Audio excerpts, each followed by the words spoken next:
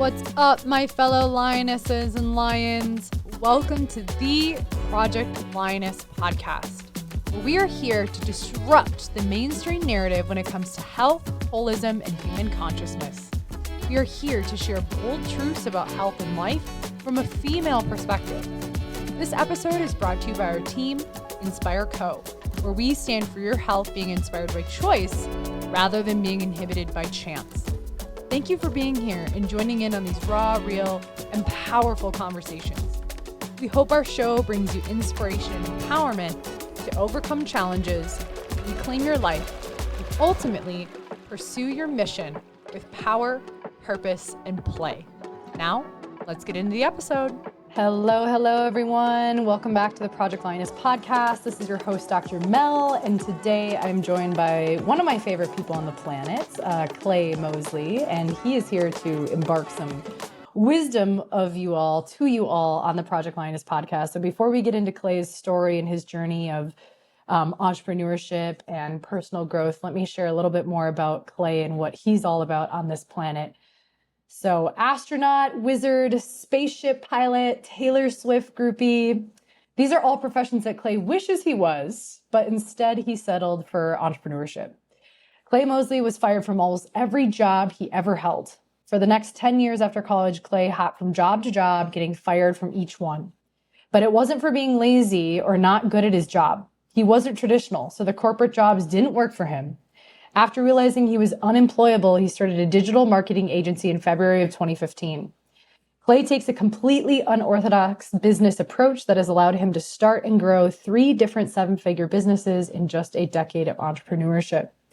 And there's more where that came from, my friends. So welcome, Clay, to the podcast. Thanks for having me. Super excited to be here. Yeah.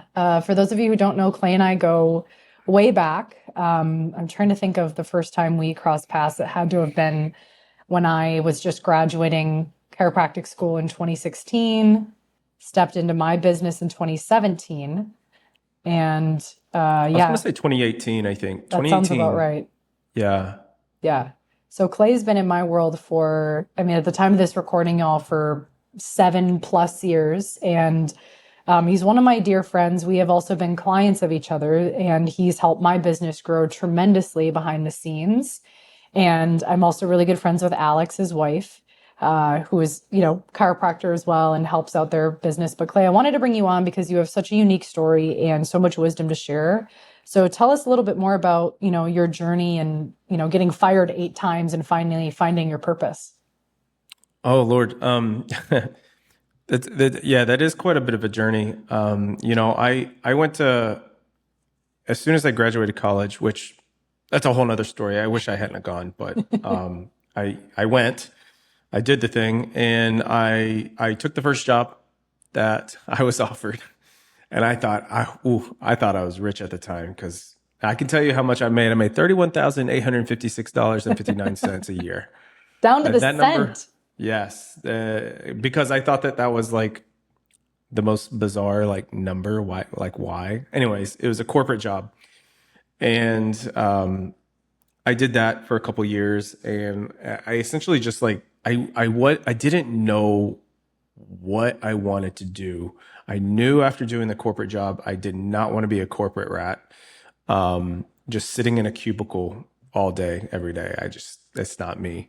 And so it took me a long time to figure out what I wanted to be when I grew up.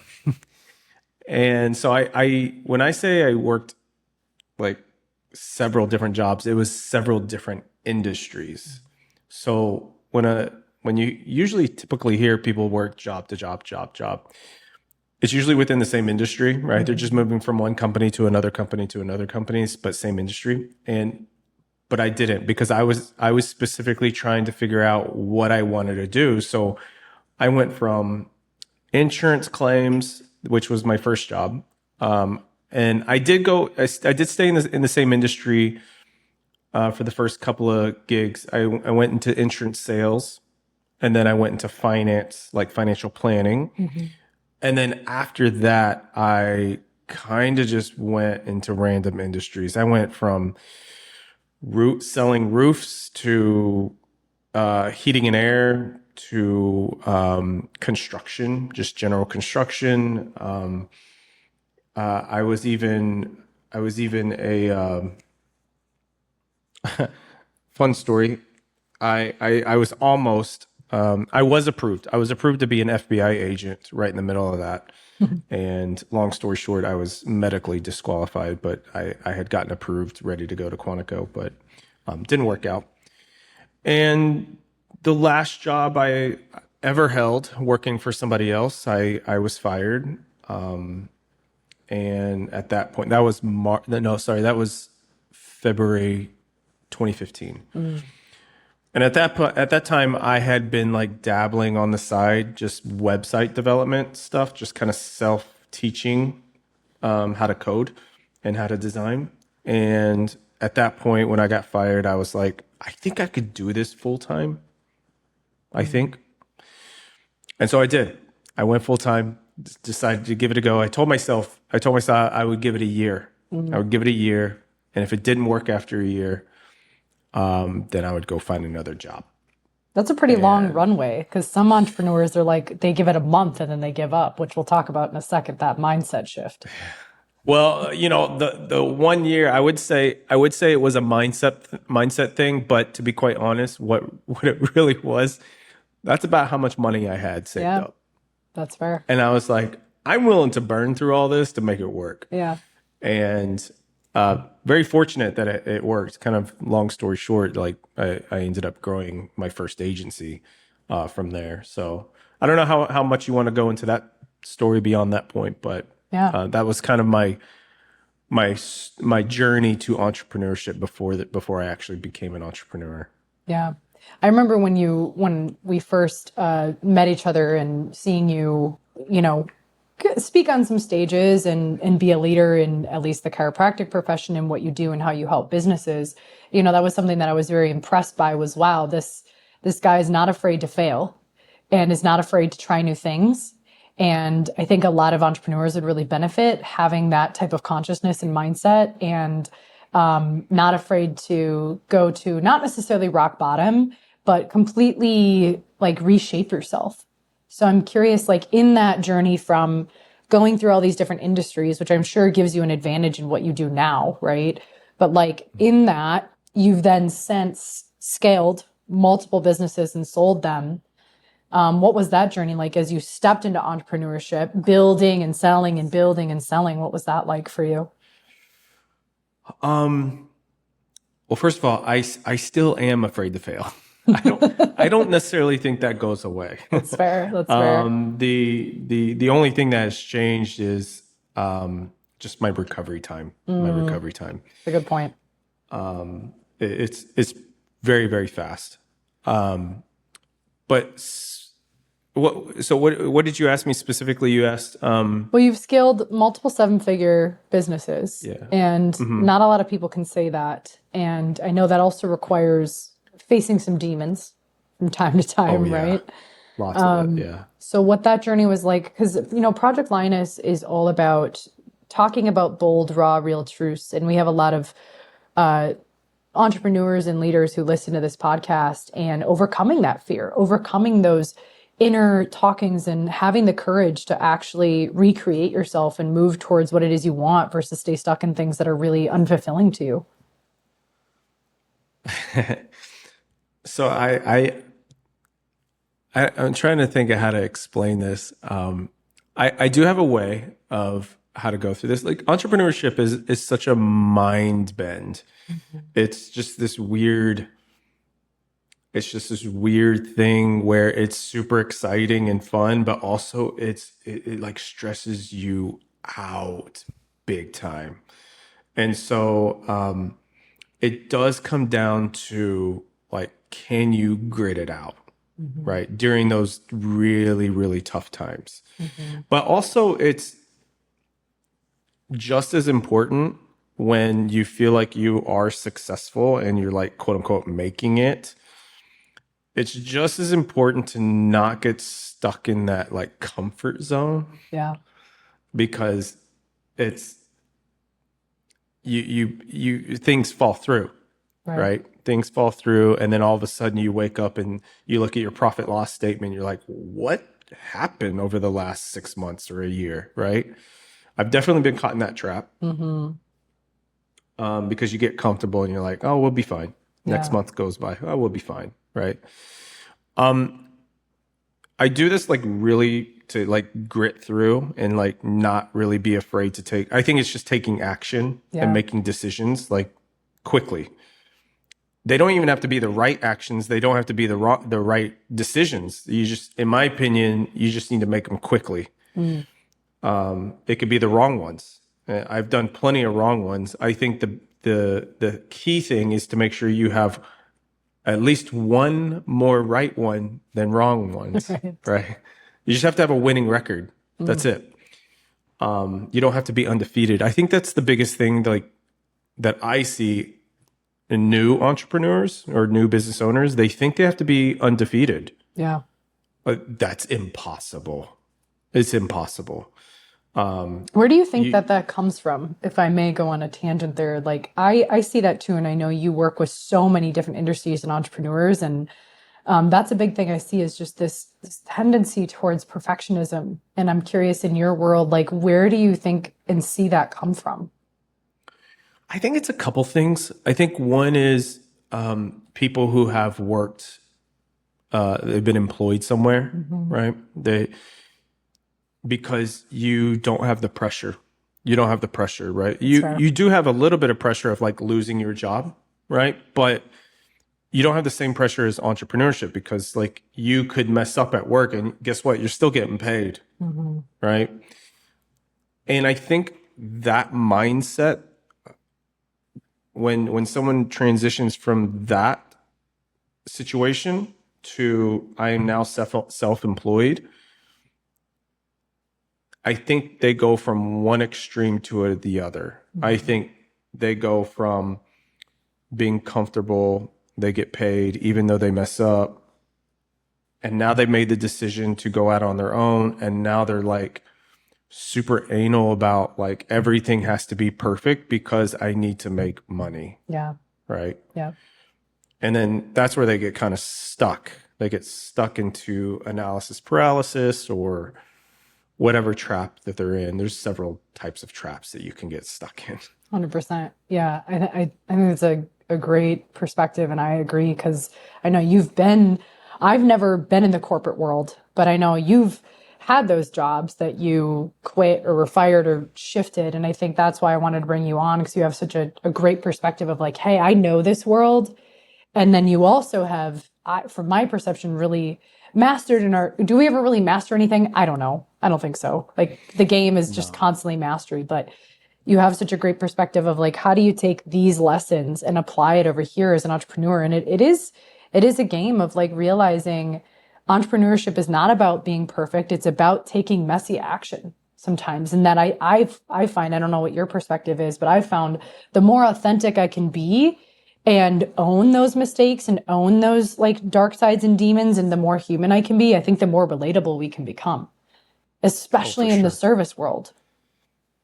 For sure. I like what you said, messy action. I mean, it's like, I think in the first 5 years of business, it's all messy.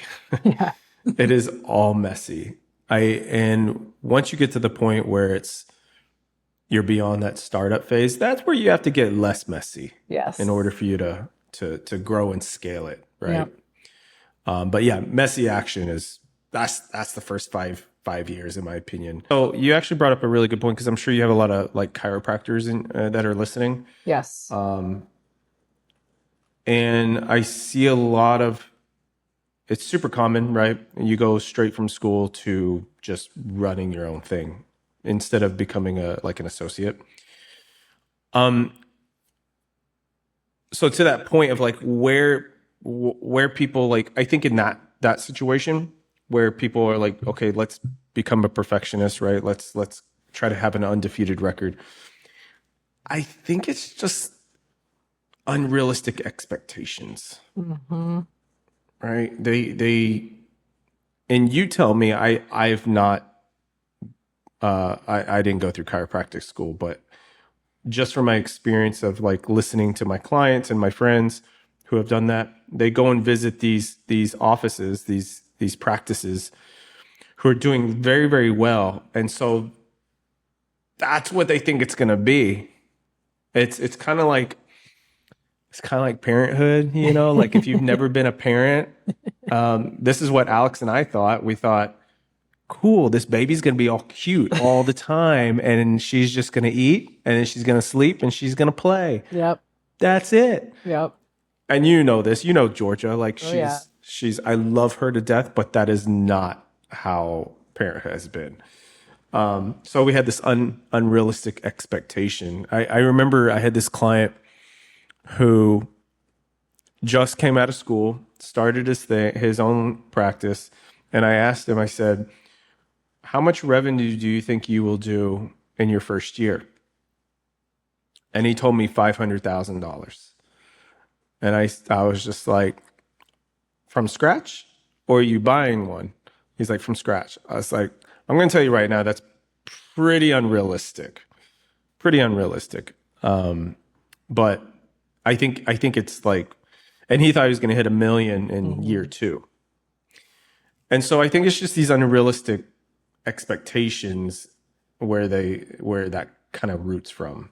Yeah, you could say that 5 times. It's true. That's the biggest thing I see too with the clients that I work with is it's a fantasy.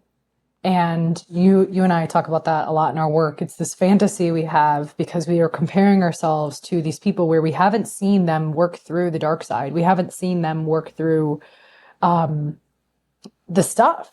And that's why I'm so big on like whatever I put into the world, whether it's this podcast or content, it's like, yo, here's the other side. You know, I'm like big into Star Wars and I know you love Star Wars. Like you've got to own where there's like these Darth Vader moments and like the dark side. And I mean, I have this in my new book coming out. I haven't shared this publicly a lot, but my first 3 months of building out Inspire Life, I went to the hospital because I was grinding so hard and I had such an unrealistic expectation and I was overcoming all these perfectionistic tendencies and I drove myself into a state where I needed to be admitted to the hospital. And I'm not going to go into the details. You have to buy my book to get into that, but I 100% agree with you. The creation of unrealistic expectations and just expectations in general is really like the root of all chaos versus sure, set goals, set intentions, not that you can't hit $500,000 or $1 million in your first year, but you better be fucking realistic of what that looks like, especially if you have zero clientele to work with.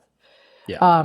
Which again, I think is why, you know, you being able to scale these businesses to 7 figures, you, I'm sure have had to overcome some demons and dark side, some Darth Vader moments. Is there anything there that you want to share as far as things that you had to overcome in that process? Oh, geez. Yeah, there's so many demons. I'm trying to think of like what's the biggest one. I'd say the biggest one is my personal health, related to personal health. I went for the longest time at this time right now, I've been an entrepreneur for a little over 10 years now. 9 of them, my mindset was to grow my business, I need to do something directly related to my business in order to you know, like an action related to my business. Like I need to make more calls or I need to do marketing. And all those things are true. Mm-hmm. But like I went through this journey with my personal health where it affected me like big time. So it would not just physically, like physically was big. It was big. But I would say more importantly, it affected my mind. It just clogged up the works up there. And this is something that Alex she told me so many times. She's like, she said, your personal health, you gotta focus on that first and that will help grow the business. And my mind was like, how does that do that? Like it has nothing to do with business, right? Like I need to make more calls, right? A does not equal B. What do you mean? That's such like the Yeah. masculine mind. Like it has to be Yes. this way. Yeah, exactly. And and I finally reached so 2023 was like one of the worst years for me personally and business wise. I was basically couch ridden. I don't mind sharing this. I had really bad like gout flare ups to where I couldn't do nothing. I had to sit on the couch all day or lie in the bed. And I got 16 major gout flare-ups that year. 16. And if you could do the math, my gout flare-ups lasted whenever I would get one, it would last from anywhere from a week to 2 months. Wow. So I got 16. So I was popping steroids pills like all year, and just to tolerate the pain.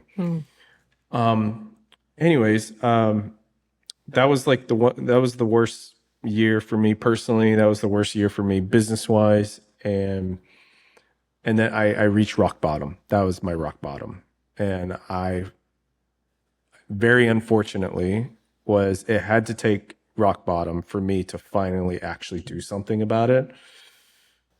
And tell Alex that, yes, you are correct. Oh, gotta love when our pride is humbled. Oh, yeah. And I'm stubborn as hell. So, Yep. I feel you. I feel you. yeah. And so I finally got my health in order. And, yeah, things just it just opened things up big time. Yeah. In a great way. So that's probably my biggest demon, I would say, that I had to work through. Yeah. I think you make a good point, Clay, because a lot of people, when they're in business, they think of things so linearly if they haven't been given an opportunity to realize it's such a holistic experience because you are the center of the thing you're creating, whether it's your business or influencing your team. And so, of course, if people can start to open up their consciousness and see, well, if I'm not well, then that energy ripples into the things I'm creating. And what a wake-up call to be like, okay, yep, I see the connection now. So I'm curious in that journey, in your recreation of yourself and metamorphosis, what were some of the things that you did to not only regain your health, but I know now Go Lioness, your business is really expanding and taking off. What were some of the things on the personal side that you started to look at to help you create that connection? So are you asking like what are the steps I took to actually like turn myself around? Yeah. Yeah. I mean, there's the straightforward things. I changed my well, first and foremost, I left some context out. In that entire year, I tried to manage it myself completely. Sure. With no meds. When I say no meds, I was popping the steroids as a reactive thing. Right. But I didn't do anything. I tried to just like control it myself. I tried to figure it out. But like the first thing I realized was I needed help. Needed help. And so I'm one that I don't like to take prescription drugs if I don't have to, right? But I will if I need to. And so the first thing I need help. So I actually went and saw a like a rheumatologist and got on some proper medication with the intent of I will change my lifestyle over time in order to maintain this, but I just needed to get to a point where I could actually live. Yeah. Right. Could be because 2023, I mean, Georgia was two years old, 3. Yeah.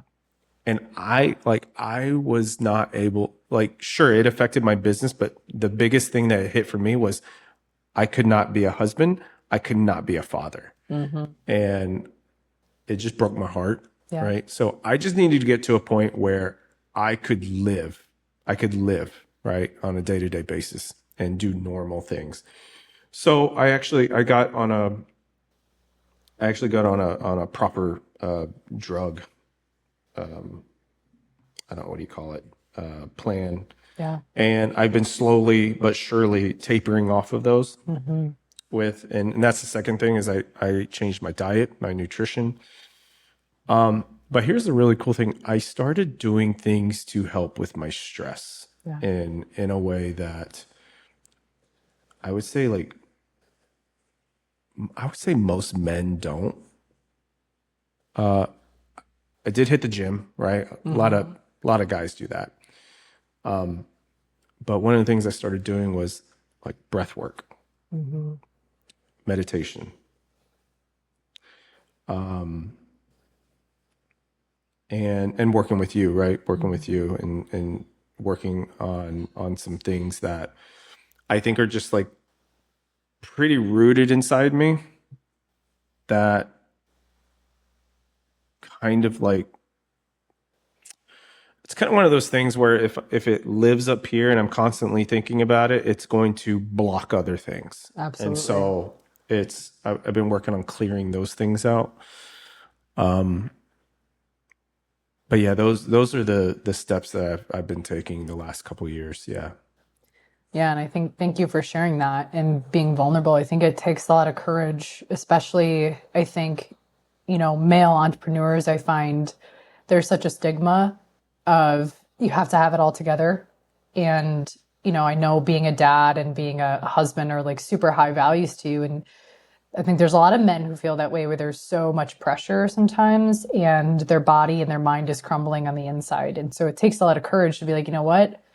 I'm going to start taking care of my physical well-being, my mental, emotional well-being. Many of you know I do a lot of that clearing work with people who are listening to this because it's all connected, right? If we've got rumination happening in the mind, that absolutely shows up in our relationships, our body, our health, and it's that interconnection piece. So just acknowledging you, Clay, for being a leader in that. And it doesn't mean that for those of you, if you are male or you have men in your life, it doesn't mean it makes them any softer or emasculates them. I think it balances you out where you can own more of your power as a male and own that masculine energy and also not be ashamed that like, hey, men have struggles too, right? So I don't know if there's anything more you want to add to that, but that's just something I see happen a lot with, and I've seen my brother go through this too, right? Like he's hit rock bottom in certain ways and he's like, all right, I got to focus on me and my health and being the best dad now that he's a dad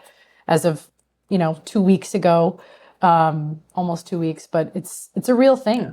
So anything to add for the men out there in regards to that?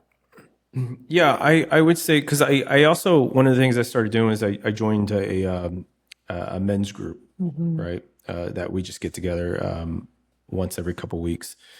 And we talk about this stuff. We talk about this stuff all the time. And I think it's important that so I'm talking to the guys here. I think it's important to have other guy friends where it's more than just drinking buddies, right? Quote unquote, watching a football game or whatever. Nothing against that. Just, you need more than that. Right. I think it's about vulnerability and also taking the steps to personally grow to be able to handle these tough situations where you don't default to numbing activities, right? Actually being proactive and not reactive.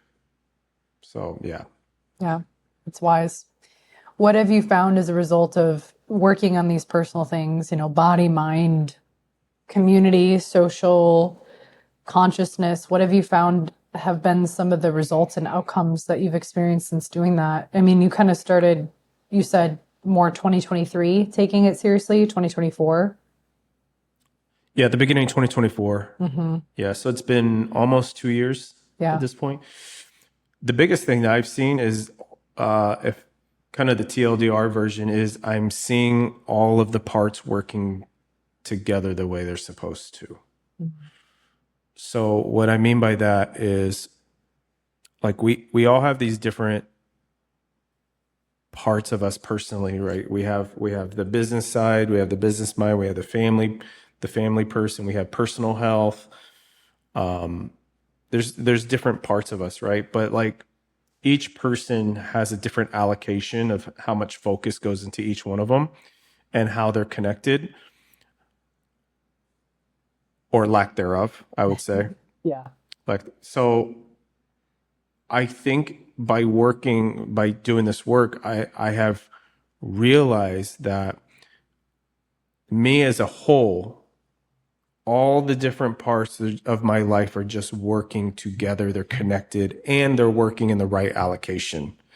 And that produces a much, much bigger output versus going all in on one of them, right? Like before I was all in on like business, but that's finite, right? It can't be, I can't get past a certain level if I'm not doing these other things.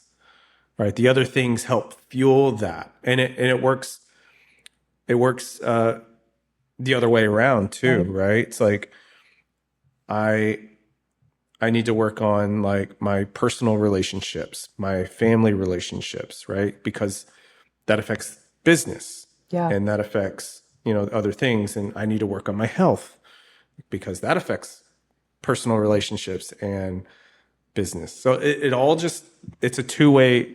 Well, I would say it's a multiple, what do you call it? Each part's like two-way to each of the other parts. I don't know.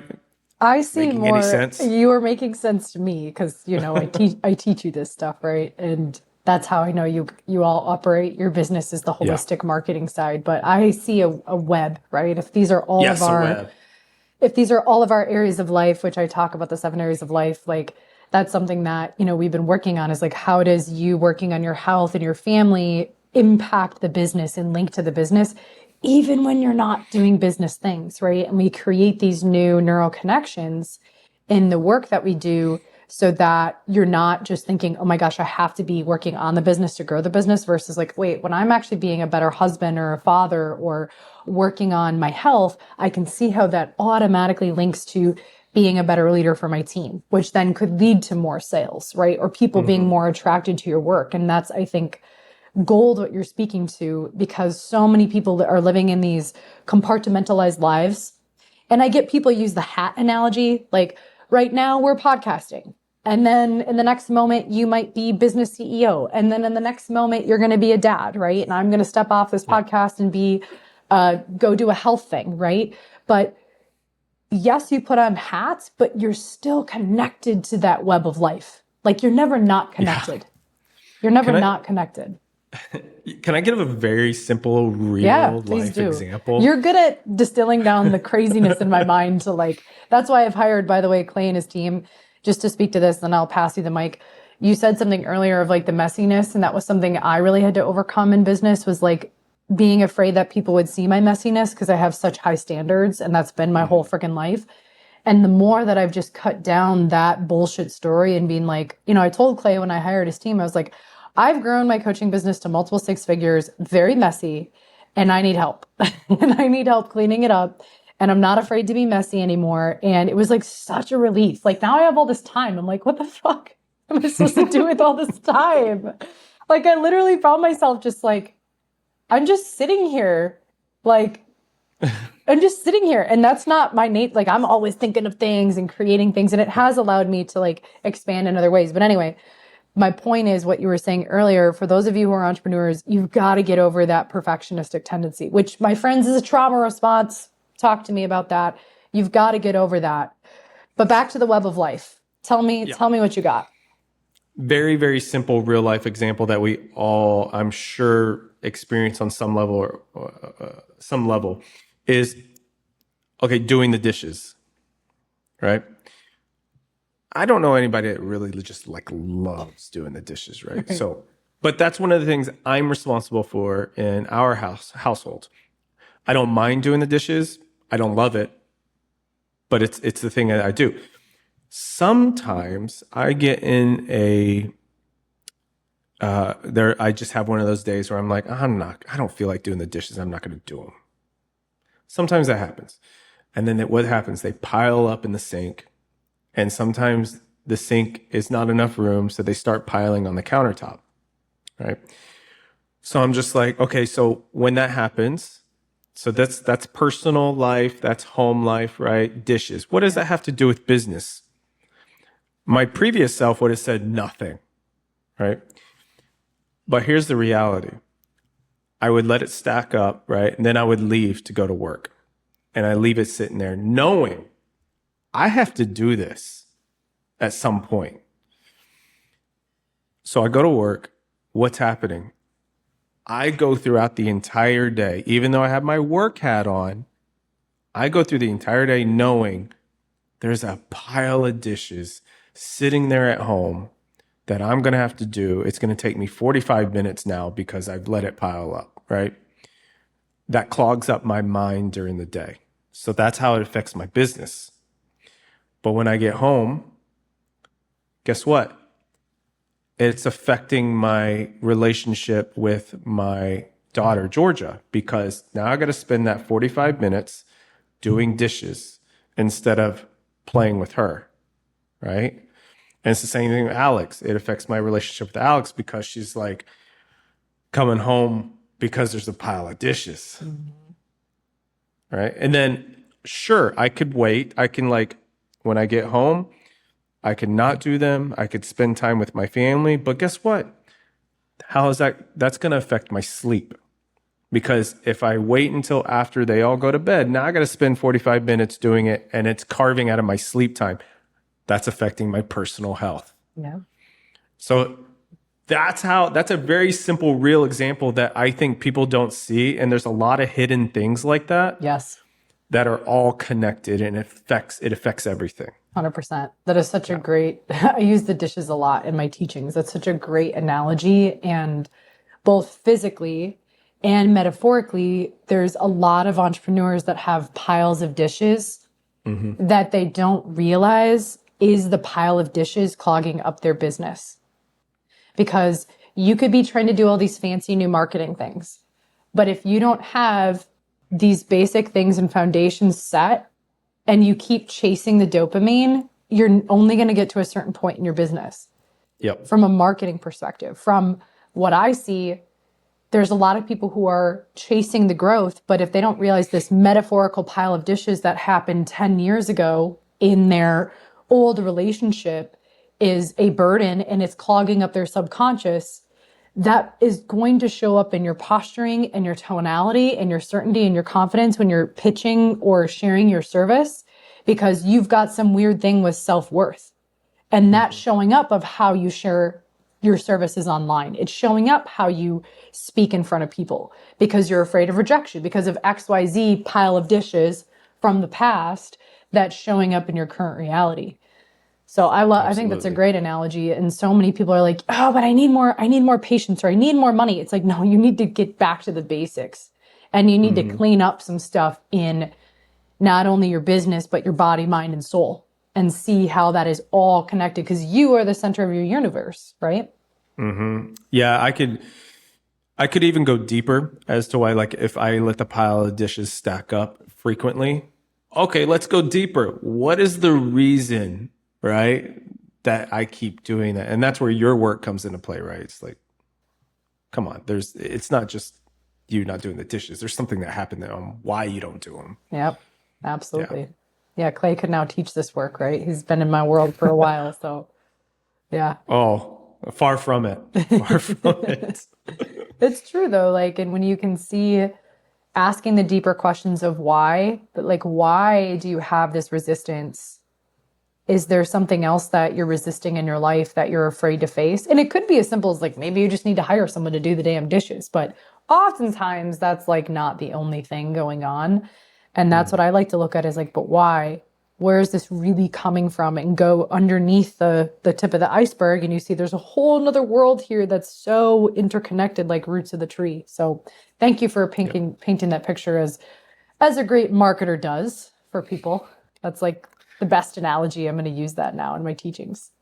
Oh yeah, it's great. I think I think it's a good broad example of just these hidden, that's what I would call a hidden, kind of a hidden dagger. It's like, that's like hurting you. Yeah. And you don't realize it. Yep. Yeah. And I think to summarize what Clay and I are speaking to, y'all, is when you might be thinking, wait, so if I do the dishes or I go to the gym or I clean up my garage, or for me, it's like when I do laundry and organize my clothes, all of a sudden random DMs come in. Yes. Like, be a steward of your energy. When you are a steward of creating coherence around you, you emit a different frequency for then those things to flow into your life. So you're probably like, wait, so if I actually go to the gym, I can make better sales? Yes. If I clean this up over here, then that may lead to this over here. Yes. That is the web of life. Because when you're a steward of one thing, it ripples into all these other things. I mean, think about it. When you take your time in the morning to, for me at least, go for my walk, do my body stuff, do my red light, like do my thing, I'm set. My energy is set for the day. And whatever happens in the day, I've got it. Versus if I don't take care of me, then in the back of my mind, I'm like, oh, I got to do that workout because I skipped. It's just, I get in my head as you're speaking to, and it takes up that mind space. And people don't realize your greatest asset is your mental capacity and your consciousness. Like that to me is the greatest asset. So I don't know if there's anything more you want to add to that as we wrap up, but. Yeah, I think it's, every single person's designed differently, right? Like as far as like headspace. And I think with inside of our heads, we just have a finite amount of things that we can think about. And so if you have like a garage full of stuff, or if your dishes are piling up or whatever, right? If you have all these things, like those are stuck in your head and you don't have enough room for anything else. And I think that's why you're like people's focus gets lost, right? Yeah. Because they're thinking about these other things. And it's funny because you mentioned how also doing things in a certain order can affect your day. For you, it's having time. What did you say? You said you have time for yourself, like doing the red light, doing some walking outside in nature. Yep. So for me, it's the opposite. Like I always hear this, especially in like my men's group. I would say almost all of them start their day with like meditation or like a run or a walk or something like that. I'm just making this point because I think a lot of people they're different from other people. Yep. And you always hear this thing all the time, like go for a run, go do meditation, do breath work. Like very first thing in the morning, I tried it, didn't work for me. And here's the reason why. I have like this, I think about business all the time. And so I have this weird thing in my head, and maybe this is something you and I need to clear out, right? But as soon as I wake up, where I want to go is I want to hurry and get to the office as fast as I can to get straight to work, right? So I started doing this thing. I now wake up at 5 a.m. every morning. Before anybody wakes up in my house, I go straight to work. I don't do meditation. I don't go for a walk. I don't do anything. I make a cup of coffee. I go straight to work. And I work for 2 hours. And then as soon as 2 hours, like 7 a.m. comes around, that's when Georgia's waking up. That's when Alex is waking up. Cool. I am in a much better mind state of like getting everybody ready in the morning, getting a routine, not feeling rushed, not trying to rush my family out the door so I can get to the office. Because my mind is already like kind of satisfied for the day. Yep. For the morning, I should say. Because I feel accomplished. Yep. Work productivity. And so like that's what works really well for me. Yeah. I'm glad that you mentioned that, because that is what I coach, is do the thing that's going to inspire you. And I think there's so many people that are like, well, it has to be like 10 minutes of meditation and then 10 minutes of breath work. And I'm like, dude, if you're waking up with crazy, amazing ideas, get that laptop going and like create. Because if it's inspiring, that's what I care about is, and my routine actually shifts. Sometimes I wake up too when I was writing my book. I was just like waking up and super inspired to work on my book, or when I was coming up with different programs, I would wake up, do the same thing, maybe do like a quick little lap to get my like blood flow going, and then have my cup of coffee and just create. And I think for women, I found it's very cycle dependent. So when I'm in like the first half of my cycle, I might be like, have way more energy to just jump into creation mode. Later half, I might kind of have a little bit slower morning and then jump in. But I think I'm glad that you mentioned that, Clay, because I think so many people get caught up in like, I don't have this morning routine. I'm like, whatever is going to inspire you that morning is the first thing you should do. Do you like learning? Do you like running? Do you like creating? Do you like playing with your kids? Do you like breath work? Do you like whatever it is? But that requires the person to know who they are and to know their values. So I used to totally be that person that was like, it has to be this way. And then I was like, but what if I'm more inspired to work on a project versus go on a run? I don't know. Like, do the thing that's going to inspire you is my point. So I'm glad that you mentioned that. And it could change too. It could change. You know, like I used to be a person, like this 5 a.m. thing started this year. Yeah. So I've been doing it for several months now, but before that, I was a 10 a.m.er. I slept in, I woke up without an alarm and that was just how it was. I would not go to bed until 2 a.m. And I was one that said, I'll never be a 5 a.m. Never. Now look at you.